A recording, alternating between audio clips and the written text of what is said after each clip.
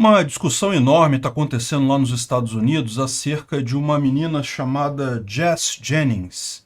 Ou menina, ela é uma trans menina, né? E na verdade trans mulher agora, porque ela já está com 22 anos de idade, né?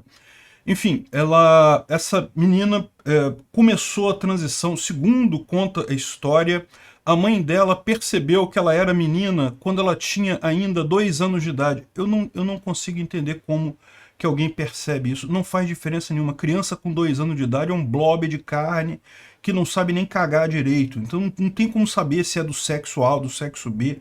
Não tem como saber que a pessoa não é do mesmo gênero.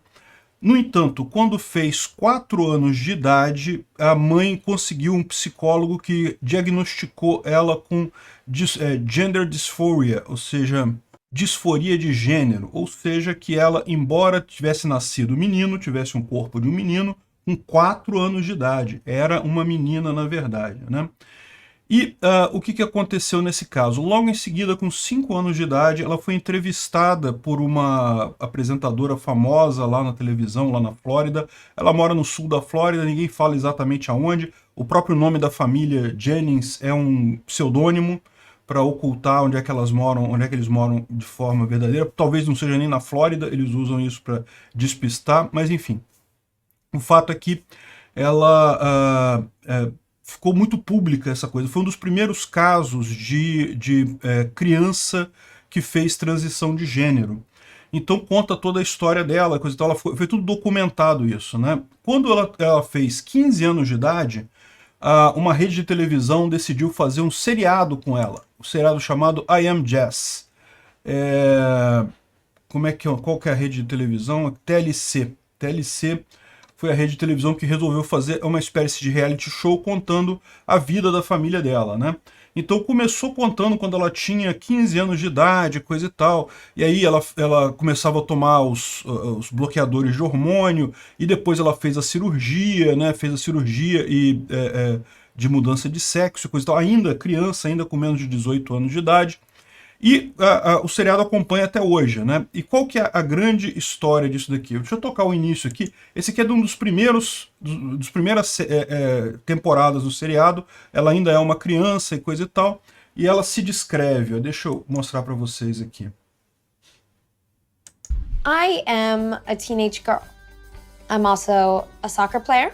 I'm also an artist. I'd like to think I'm funny. I love hanging out with my friends. I'm also transgender, and I'm proud of that. But you know, in the end, all these things come together and really just make me Jazz. So I am Jazz. Ou seja, o que ela disse aqui foi basicamente que ela é uma transgênero, né? Que ela é artista, ela gosta de sair com as amigas e não sei o que lá, e por acaso ela é transgênero também.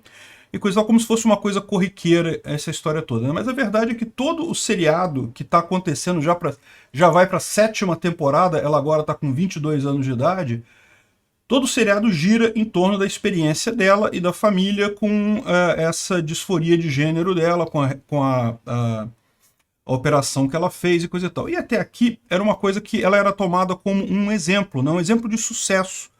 De que, né, olha só, realmente fazer transição de criança, olha que bacana, ela conseguiu, e seguiu o sonho dela, e conseguiu tudo, e coisa e tal. Só que nessa última temporada, nos últimos episódios, começaram a surgir algumas informações que talvez os produtores deixaram passar justamente para causar discussão no assunto, ou talvez ela própria quis deixar claro esse tipo de coisa. Mas a impressão que o pessoal está tendo é que ela está se arrependendo da transição. E aí que vem o problema todo que eu falo, né? Já algumas temporadas atrás, ela se assumiu lésbica. Pois é. O menino, né, ela nasceu menino, virou menina e descobriu, depois de maduro, depois de virar adulto, né, com 20 anos, com 19 anos, que na verdade gostava de meninas, né? Então, ok, então ela é uma transgênero lésbica, isso já acontece há algum tempo atrás, né? E agora a gente descobriu, nessa temporada, ela estava falando do grande problema que é o dilatador, né? Deixa eu passar um outro trecho aqui, em que fala ela discutindo com a mãe dela, né? A mãe dela sempre foi a pessoa que incentivou, e às vezes eu tenho esse medo, né? Eu fico com esse receio que é natural, todo pai tenta imprimir a sua vontade nos filhos, né? Os filhos, eles são pessoas novas, não tem nada a ver com o pai.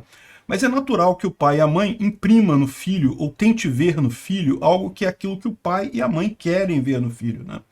E isso pode ser uma coisa complicada. E o grande receio nesse caso é que a mãe estava empolgadíssima com essa história de fazer transição, enquanto a criança estava só confusa. Caramba, a mãe com 2 anos de idade disse que a filha era mulher, né? Que o filho, na verdade, era mulher e coisa e tal, e fez todo esse escarcéu. Então, assim, o grande receio que eu tenho é esse, que na verdade a mãe que meio que forçou ela nesse processo, e agora, aparentemente, a coisa não está indo tão bem assim.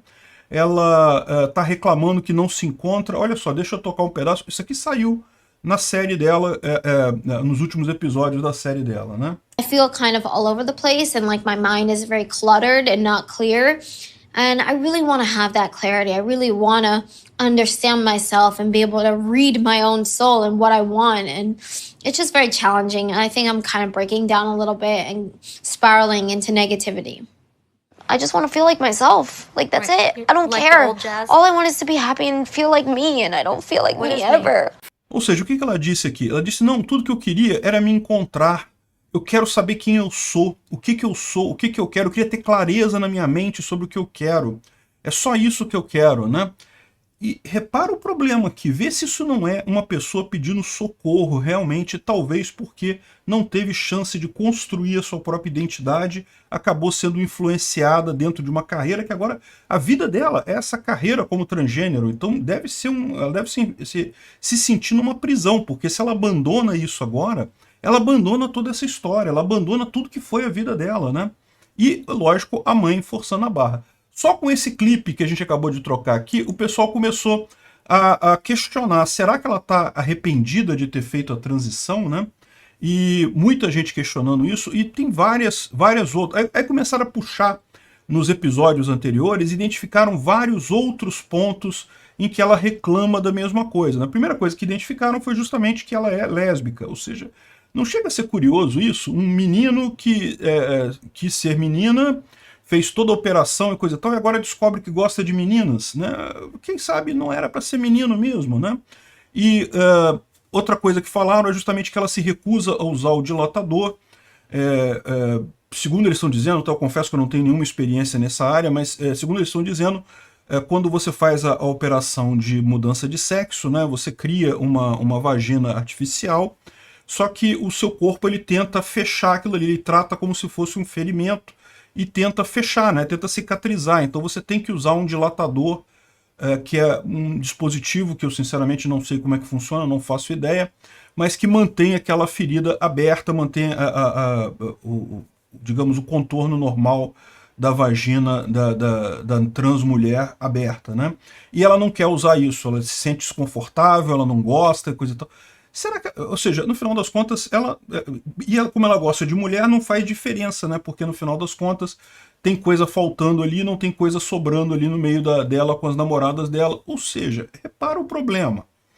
Outra coisa que uma psicóloga fala também em determinado ponto, né, de uma entrevista, é justamente que é o problema dela nunca ter sentido orgasmo na vida, porque quando ela fez a transição, ela fez isso logo no iniciozinho da puberdade. Então ela nunca chegou a sentir orgasmo como homem, né, com o pênis. E você sabe, quando você faz a cirurgia, até é possível você conseguir fazer é costume deles fazerem a cabeça do seu peru, eles invertem e botam para dentro para você continuar sentindo alguma coisa.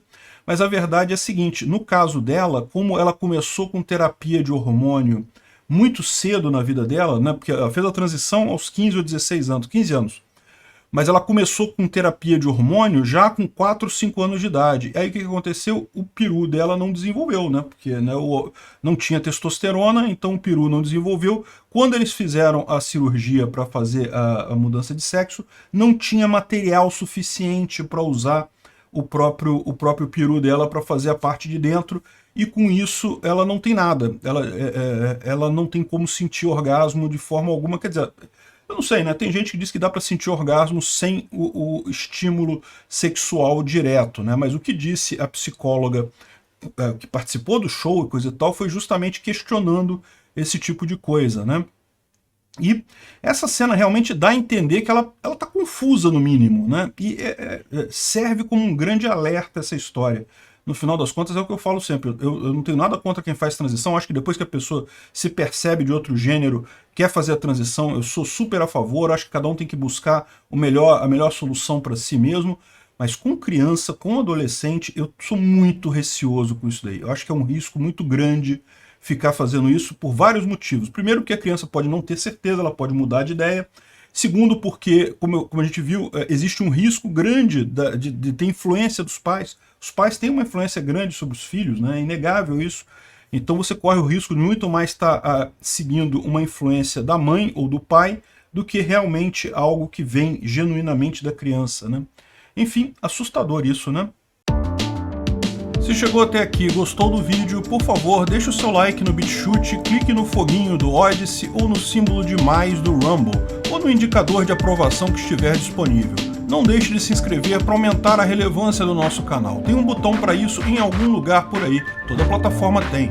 Com mais relevância, mais pessoas terão acesso às ideias que não podemos falar livremente devido à censura da mídia. Ajude o livre mercado de ideias e a liberdade de expressão.